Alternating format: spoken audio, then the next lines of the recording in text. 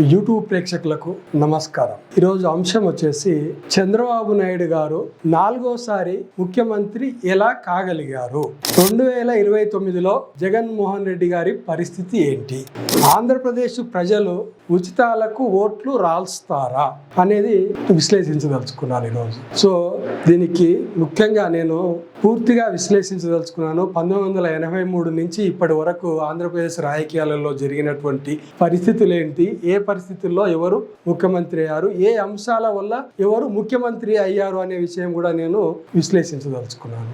తీసుకుంటే ఇప్పుడు జగన్మోహన్ రెడ్డి ఎలక్షన్లకు ముందు నేను చూశాను ఒక వీడియో క్లియర్గా, 2,50,000 కోట్ల రూపాయలు బటన్ నొక్కి బీద ప్రజల అకౌంట్లో జమ చేశాను అని చెప్పాడు. అంటే 2,50,000 కోట్ల రూపాయలు గవర్నమెంట్ ప్రభుత్వ సంపద బీద ప్రజల అకౌంట్లోకి మార్చాడు. అయినా అతను ఓడిపోయాడు. ఎందుకంటారు? ఒకసారి ప్రజల చేతుల్లోకి వచ్చిన డబ్బు తింటారు, పొద్దునే బాత్రూమ్కి పోతారు, అయిపోతుంది. కానీ ఏదైనా ప్రజలకు ఉపయోగకరమైన పని చేస్తే మాత్రం అది చాలా ఏళ్ళు గుర్తుపెట్టుకుంటారు. సో ఇక్కడ కమింగ్ టు ద పాయింట్, 1983 వరకు కాంగ్రెస్ అప్రతిహతంగా ఆంధ్రప్రదేశ్లో గవర్నమెంట్ ఫామ్ చేస్తూ వచ్చింది. అప్పుడు ఒక తార కనిపించింది, అదే ఎన్టీ రామారావు, నందమూరి తారక రామారావు. తెలుగు ప్రజలకు ఒక ఆశాజ్యోతిగా కనిపించాడు నందమూరి తారక రామారావు. ప్రజలు మార్పును కోరుకున్నారు. దాని ఫలితము అతనికి 202 సీట్లు ఇచ్చి 1983లో ముఖ్యమంత్రిని చేశారు. ఎన్టీ రామారావు ముఖ్యమంత్రి అయిన వెంటనే కొన్ని మంచి నిర్ణయాలు తీసుకున్నారు. అందులో ఒకటి ₹2 కిలో బియ్యం పథకం. అది ఇప్పటి వరకు కూడా కొనసాగుతుంది. అంటే ఒకసారి ఒక గవర్నమెంట్ ఒక పథకాన్ని, ప్రజలకు ఉపయోగపడేటువంటి ఒక పథకాన్ని ఇంట్రొడ్యూస్ చేస్తే దాన్ని తీసేయడం ఎవరి వల్ల కాదు. అతను ఇంకొక ప్రయత్నం చేశాడు. అదే అంతకుముందు తహసీల్దార్ వ్యవస్థ ఉండేది. తహసీల్దార్ వ్యవస్థ ఉన్నప్పుడు ప్రజలు చాలా కష్టాలు ఎదుర్కొన్నారు. దాంట్లో నేను చూశాను కూడా, రిజిస్ట్రేషన్లు కావాలన్నా, పట్టా పుస్తకాలు రావాలన్నా చాలా కష్టాలు ఉండేది. అప్పుడు రామారావు గారు మండలాలు అనేటువంటి ఒక వ్యవస్థను తీసుకొచ్చాడు. అంటే మొత్తం స్టేట్ను మండలాలుగా విభజించాడు. అప్పుడు తహసీల్దార్ వ్యవస్థను రద్దు చేసేసి మండలాల వ్యవస్థను తీసుకొచ్చారు. వాళ్ళే ఎంఆర్ఓలు, మండల ఆఫీసర్ల పేర్లు ఎంఆర్ఓగా పెట్టబడింది. ఆ వ్యవస్థ మంచి ఫలితాలను ఇస్తుంది. ఇప్పటి వరకు కూడా అది బాగా సక్సెస్ అయింది. ఇంత చేసినా కూడా 1989లో ఎన్టీ రామారావును ఓడించారు. అంటే ఇక్కడ ఉచితం పనిచేయలేదు. సో ప్రజలు కావాలనుకున్నది మళ్ళీ మార్పు కావాలనుకున్నారు. మళ్ళీ కాంగ్రెస్కు పట్టం కట్టారు. కాంగ్రెస్ పట్టం కడితే కాంగ్రెస్ 89 నుంచి 94 మధ్య కాలంలో నలుగురు ఐదు, నాకు తెలిసిన సబ్జెక్టు కరెక్టు, 4-5 చీఫ్ మినిస్టర్లను మార్చి పడేసింది. మళ్ళీ ప్రజలకు కోపం వచ్చింది, వీళ్ళు ఎప్పటికీ మారరు ఈ కాంగ్రెస్లో అని చెప్పి మళ్ళీ ఎలక్షన్లు వస్తే 1994లో మళ్ళీ టీడీపీకి బ్రహ్మరథం పట్టారు. 94లో మళ్ళీ ఎన్టీ రామారావు చీఫ్ ముఖ్యమంత్రిగా ప్రమాణ స్వీకారం చేశాడు. ప్రమాణ స్వీకారం చేసిన తర్వాత 1 సంవత్సరం లోపలనే అనుకుంటాను చంద్రబాబు నాయుడు అతన్ని దించేసి ముఖ్యమంత్రిగా కూర్చున్నాడు. కాంగ్రెస్ వాళ్ళు అన్నారు, మామకు మోసం చేశాడు, తిన్నింటి వాసాలు లెక్క పెట్టాడు, మామను దించేసిండు, ముఖ్యమంత్రి అయ్యిండు, మోసగాడని కాంగ్రెస్ వాళ్ళు చెప్పారు. లేదు, మా పార్టీ భవిష్యత్తు దృష్ట్యా ఈ నిర్ణయం తీసుకోవాల్సి వచ్చిందని టీడీపీ వాళ్ళు చెప్పుకున్నారు.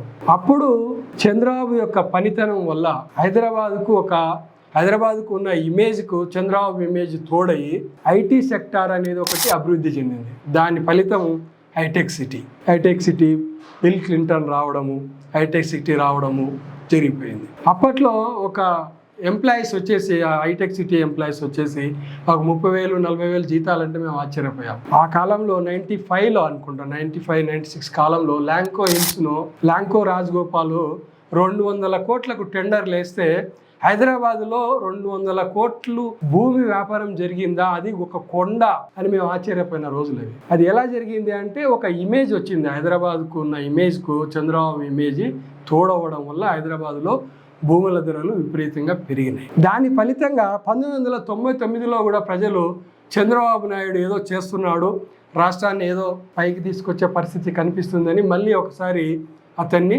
చంద్రబాబు నాయుడును మళ్ళీ చీఫ్ మినిస్టర్గా చేశారు. గమనించండి, 1994లో కానీ 1999లో కానీ ఏ ఉచితాలు కూడా ఏ ఎలక్షన్ల మీద పని చేయలేదు. అతను చేసినటువంటి పనులు అతని వ్యక్తిత్వం మీదనే రిజల్ట్స్ వచ్చినాయి. 1999లో గెలిచిన తర్వాత చంద్రబాబు నాయుడు కొంచెము ప్రౌడ్ వచ్చేసింది. రెండోసారి గెలిస్తే ఏ రాజకీయ నాయకుడికైనా నన్ను చూసే ఓట్లేస్తున్నారు జనాలు అనేటువంటి ఆలోచన మొదలవుతుంది. దాంతో ప్రజలను పట్టించుకోవడం మర్చిపోయి ఓన్లీ హైదరాబాద్ మీద సిటీస్ మీదనే కాన్సన్ట్రేట్ చేయడం మొదలుపెట్టాడు. ప్రజల్లో వ్యతిరేకత మొదలైంది. ఆ టైంలో రాజశేఖర రెడ్డి గారు పాదయాత్ర చేసి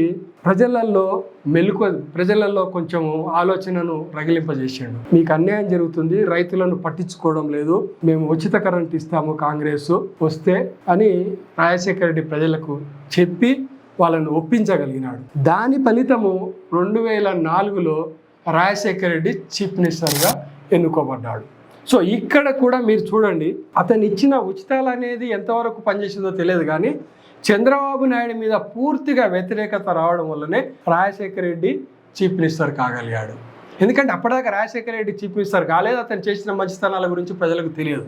కానీ చంద్రబాబు నాయుడు మీద ఉన్న వ్యతిరేకతతోటి రాజశేఖర రెడ్డిని చీఫ్ మినిస్టర్గా ముఖ్యమంత్రిగా ప్రజలు ఎన్నుకున్నారు. 2004లో రాజశేఖర రెడ్డి చీఫ్ మినిస్టర్ అయిన తర్వాత గణనీయ మార్పులు తీసుకొచ్చాడు. కానీ చంద్రబాబు నాయుడు ఏదైతే డెవలప్మెంట్ కార్యక్రమాలు చేసిండో వాటిని ఆపలేదు, వాటిని కొనసాగిస్తూనే అతని ఇమేజ్ని డెవలప్ చేసుకున్నాడు. దాంట్లో ముఖ్యంగా చెప్పుకోవాల్సింది భారత విద్యార్థులకు, ఇంజనీరింగ్ విద్యార్థులకు ఫీ రీఎంబర్స్మెంట్, ఉచిత విద్య.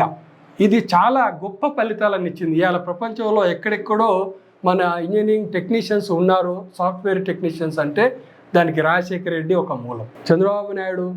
ముఖ్యంగా చంద్రబాబు నాయుడు ప్రారంభిస్తే రాజశేఖర రెడ్డి దాన్ని చాలా వైడ్ రేంజ్ తీసుకొచ్చాడు, దానికి ఒక ఫలితాన్ని చూపించగలిగాడు. ఆ ఉచిత ఇంజనీరింగ్ విద్య వల్ల ఈరోజు ప్రపంచంలో చాలా దేశాలలో మన టెక్నీషియన్స్ పనిచేస్తున్నారు, మన యువత పనిచేస్తున్నారు. దానికి ఒక విధంగా రాజశేఖర రెడ్డి గారు కారణం. తర్వాత ఆరోగ్యశ్రీ అనేది ఒకటి తీసుకొచ్చిండు, ఫ్రీ కరెంట్ అనేది ఒకటి తీసుకొచ్చిండు. ఇక్కడ అతను ఇన్ని పనులు ఇంత బాగా చేసిన తర్వాత కూడా 2009 ఎలక్షన్లు వచ్చేసరికి ప్రజలు మళ్ళీ రాజశేఖర రెడ్డికి పట్టం కట్టారు. కానీ చాలా మినిమం మెజారిటీతో 294 సీట్లకు గాను కేవలం 156 సీట్లు మాత్రమే ఇచ్చారు. అది కూడా చిరంజీవి ప్రజారాజ్యం పార్టీ పెట్టి దానివల్ల 16.3% ఓట్లను అతను చీల్చడం వల్ల రాజశేఖర రెడ్డి గారు మళ్ళీ చీఫ్ మినిస్టర్గా కాగలిగారు. కానీ అది రాజశేఖర రెడ్డి వాళ్ళ ఉచితాల వల్ల మాత్రము చీఫ్ మినిస్టర్గా మళ్ళీ రెండోసారి ఎన్నుకోబడలేదు. సో మనకు ఇక్కడ అర్థమవుతున్నది ఏంది, ఇక్కడ కూడా మనకు ఉచితాలు అనేది ఉమ్మడి ఆంధ్రప్రదేశ్లో ఉచితాలు అనేది ఏ విధంగా కూడా పని చేయలేదు. 2009లో రాజశేఖర రెడ్డి రెండోసారి చీఫ్ ముఖ్యమంత్రిగా ప్రమాణ స్వీకారం చేసిన కొద్ది రోజుల్లోనే హెలికాప్టర్ ప్రమాదాల్లో అతను మరణించడం జరిగింది. చాలా రాష్ట్రానికి తీరని లోటు ఏర్పడింది. తర్వాత పరిణామ క్రమంలో 2014లో రాష్ట్రము విభజన జరిగింది. తెలంగాణ సపరేట్ అయిపోయింది, ఆంధ్రప్రదేశ్ సపరేట్ అయిపోయింది. 2014లో జరిగినటువంటి ఎన్నికల్లో అప్పుడు కాంగ్రెస్ మీద ఆంధ్రప్రదేశ్ ప్రజలకు కాంగ్రెస్ మీద ఉన్న కోపంతో జగన్ ఎన్నుకోవాలా, చంద్రబాబు నాయుడుని ఎన్నుకోవాలా అనేటువంటి ప్రశ్న ఉత్పన్నమైంది. అప్పుడు ఆంధ్రప్రదేశ్ ప్రజలకు హైదరాబాద్ అనే సిటీ యొక్క ఇమేజ్ చంద్రబాబుకు కలిసి వచ్చింది. హైదరాబాద్ను చంద్రబాబు నాయుడు నిర్మించడం వల్ల హైదరాబాద్కు చాలా లాభాలు జరిగినాయి. మనం చంద్రబాబు నాయుడుని ఎన్నుకోవడం వల్ల మళ్ళీ మనకు కూడా ఒక హైదరాబాద్ లాంటి సిటీని కట్టడానికి చంద్రబాబు అతని తెలివిని ఉపయోగిస్తాడు, మన రాష్ట్రానికి బాగు జరుగుతుంది అనేటువంటి ఒక ఉద్దేశంతో మళ్ళీ మూడోసారి చంద్రబాబు నాయుడును ముఖ్యమంత్రిగా కూర్చోబెట్టారు. ఆంధ్ర ప్రజలు పెద్ద మెజార్టీ రాకున్నా 175కు 117 సీట్లు వచ్చి చంద్రబాబు నాయుడు మళ్ళీ ముఖ్యమంత్రి కాగలిగాడు. కానీ కొన్ని ఉచితాలు ఇచ్చాడు, ల్యాండ్ ఎక్విజిషన్ చేశాడు, కానీ వాళ్ళు అనుకున్న ప్రజల కోరిక మేరకు మాత్రం అభివృద్ధిని చూపించలేకపోయాడు. ఈ పరిస్థితుల్లో జగన్మోహన్ రెడ్డి బాగా పాదయాత్ర చేసి ప్రజల్లో ఒక్క ఛాన్స్ ఇవ్వండి అని అనడం జరిగింది. సో ప్రజలకు ఒక అవగాహన వచ్చింది. ఒకసారి ఇతనికి కూడా మనము, ఎందుకంటే రాజశేఖర రెడ్డి మీద ఉన్న గౌరవం ప్రజలలో ఇప్పటికీ, ఆంధ్రప్రదేశ్ ప్రజలలో ఇప్పటికీ, ఉమ్మడి ఆంధ్రప్రదేశ్ ప్రజల్లో కానీ ఆంధ్రప్రదేశ్ ప్రజల్లో కానీ ఇప్పటికీ కూడా రాజశేఖర రెడ్డి అంటే ఒక మంచి ఇమేజ్ ఉంది. ఆ ఇమేజ్ జగన్మోహన్ రెడ్డికి సహకరించింది. దానితో మామూలుగా అయితే ఇప్పటి వరకు ఆంధ్రప్రదేశ్ చరిత్రలో ఏ చీఫ్ మినిస్టర్ కూడా ముందు చేసిన చీఫ్ మినిస్టర్ అభివృద్ధి కార్యక్రమాలను ఆపకుండా వాటిని డెవలప్ చేసుకుంటూ వచ్చారు. కానీ జగన్మోహన్ రెడ్డి చేసిన మొట్టమొదటి తప్పు ముఖ్య పట్టణాన్ని, క్యాపిటల్ సిటీని, అమరావతిని తీసేసి 3 రాజధానులు అనేటువంటి ఒక నిర్ణయం తీసుకున్నాడు. సో 2019లో జగన్మోహన్ రెడ్డికి అఖండ మెజారిటీ ఇచ్చి ఆంధ్రప్రదేశ్ ప్రజలు చీఫ్ మినిస్టర్ని చేశారు. 175 సీట్లకు గాను 151 సీట్లతో అపూర్వ విజయం సాధించాడు. కానీ జగన్మోహన్ రెడ్డి గెలిచిన వెంటనే తీసుకున్నటువంటి నిర్ణయాలు కొంచెము తప్పుడుగా ఉన్నాయి. దానికి కారణం ఏంటంటే, అంతకుముందు ఏ మినిస్టర్ అయినా, ఏ చీఫ్ మినిస్టర్ అయినా ఆంధ్రప్రదేశ్ చరిత్రలో అంతకుముందు చేసినటువంటి చీఫ్ మినిస్టర్లు చేసినటువంటి అభివృద్ధి పనులకు ఆటంకాలు కలిగించలేదు. కానీ జగన్మోహన్ రెడ్డి తన ఈగోను సంతృప్తి పరచుకోవడం కోసము అమరావతి రాజధానిని నిలిపివేసి 3 రాజధానులు అనే పద్ధతిని ఎంచుకున్నాడు. అక్కడే అతని పతనానికి నాంది పలికింది. ఎప్పుడైనా సరే అతను ఎలక్షన్ల ముందు చెప్పిన విధంగా, మన ఎలక్షన్ల ముందు చెప్పినట్టుగా 2,50,000 కోట్ల రూపాయలు ప్రజాధనాన్ని ప్రజల అకౌంట్లోకి వెల్ఫేర్ స్కీమ్స్ ద్వారా నేను బటన్ నొక్కి జమ చేయడం జరిగింది అని చెప్పాడు. ఇక్కడ రాజకీయ నాయకులు, ప్రతి రాజకీయ నాయకుడు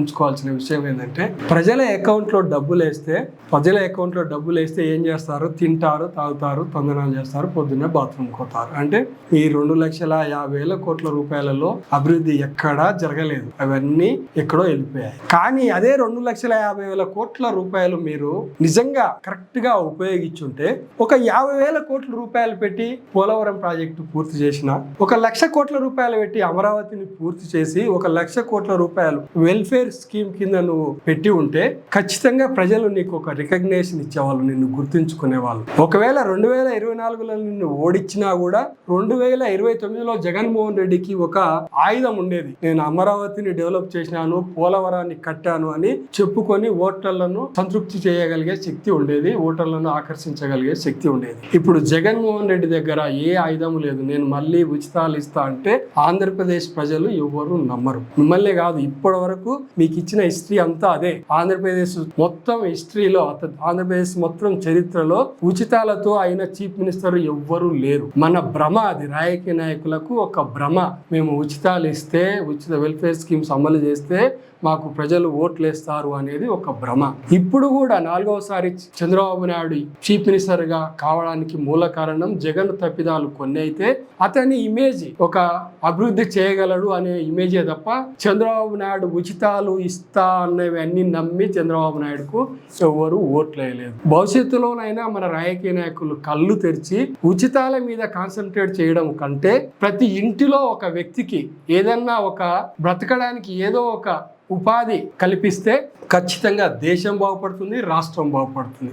ఆ విధంగా ఎవరు ఆలోచిస్తున్నారు. ఈ మధ్య కాలంలో నేను చాలా మంది ఆటో డ్రైవర్లను, కార్ డ్రైవర్లను కలవడం జరిగింది. వాళ్ళు చెప్తున్నది ఏంటంటే, మాకు గవర్నమెంట్ ఉచితాలు ఇవ్వడం కంటే ఒక ఆటోనో, ఒక కారో, ఇంకొక మిషన్, ఏదన్నా పెన్సిల్ చేసుకునే మిషనో, కాటన్ ఒత్తిలు చేసుకునే మిషనో మాకు గవర్నమెంట్ ఇస్తే మా కుటుంబాన్ని మేము పోషించుకోగలము, చాలా బాగా దర్జాగా బతకగలమని చెప్తున్నారు తప్ప మాకు ఉచిత స్కీములు ఇవ్వాలని ఎవరు కోరుకోవడం లేదు. ప్రజానాయకులు ఒకసారి ఆలోచించి ప్రజల జీవితాల్లో వెలుగు నింపే కార్యక్రమాలు చేయండి తప్ప ప్రజలను బిచ్చగలని మాత్రం చేయొద్దు అనేది నా కోరిక. సో మీకు ఇప్పటికి 2029లో ఎలక్షన్లు ఎలా ఉంటాయో మీకు అర్థమై ఉంటుంది. అర్థం కాకపోతే మళ్ళీ ఒకసారి నా వీడియో చూడండి, ఖచ్చితంగా అర్థమవుతుంది. దయచేసి నా వీడియో నచ్చితే సబ్స్క్రైబ్ చేయండి, షేర్ చేయండి, లైక్ చేయండి. Thank you.